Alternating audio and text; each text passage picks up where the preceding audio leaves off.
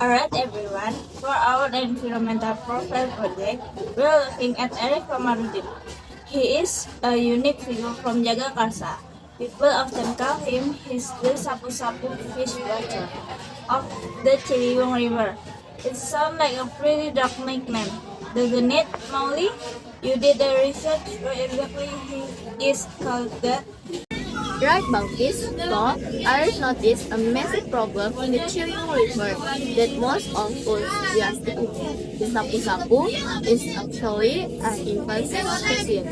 They are not native to Indonesia, but their population has explored Eric acts as a human predator to restore the land. In a single day, can pull out hundreds of kilograms of species.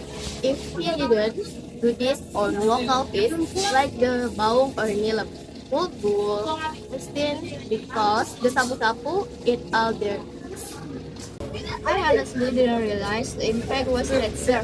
I thought they were just harmless less clear. Fish you see in aquariums.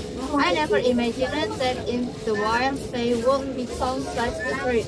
But what drive him to jump into the river? We all know how murky and populated Ciliwung can be.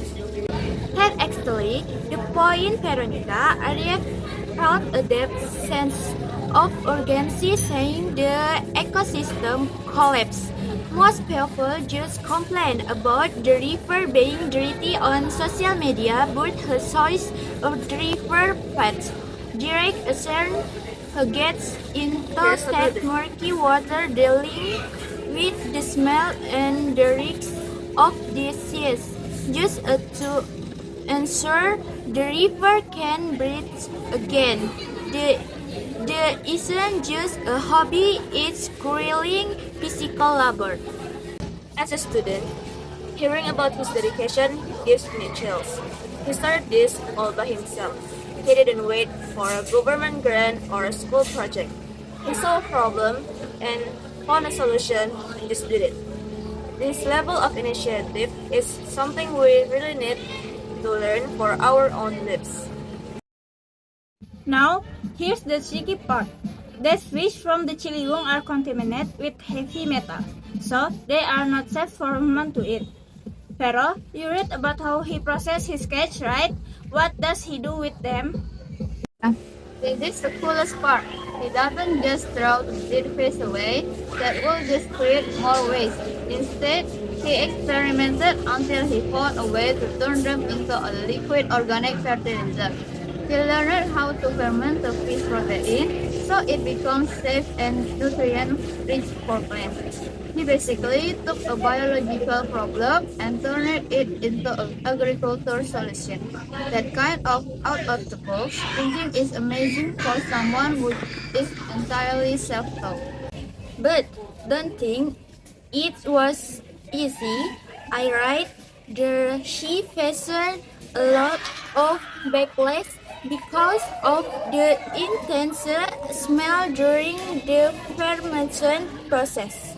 No, not to mention to costs processing hundreds of kilos of fish every day requires container payment again, and a lot of time of often was his own money to keep things running.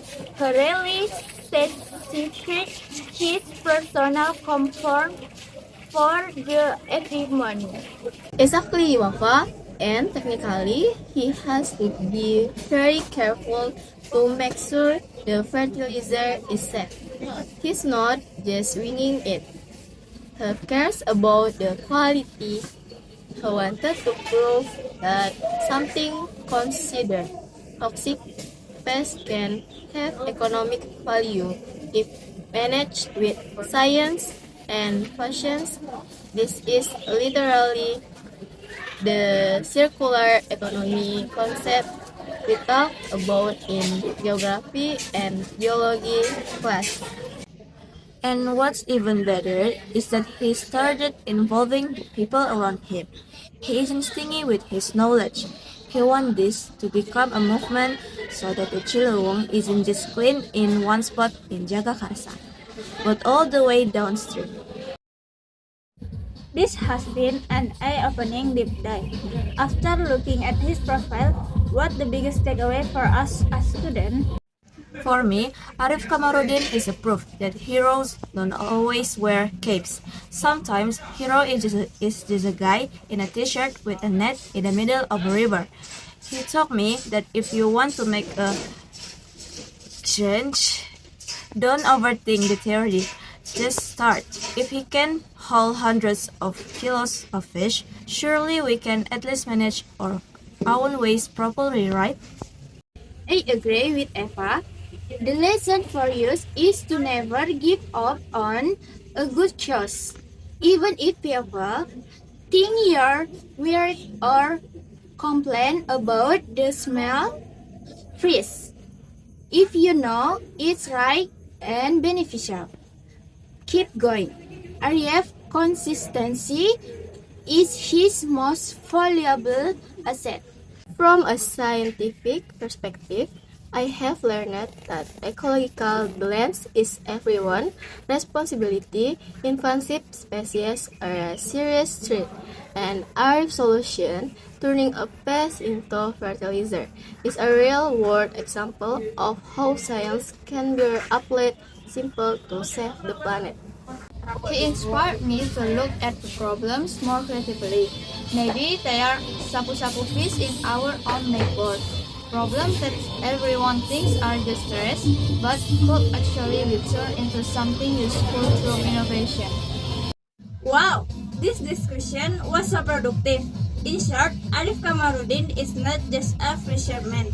He is a teacher to all of us about the meaning of dedication and innovation. I hope our group discussion script can motivate our classmates when we present this. Alright, let's wrap up these notes.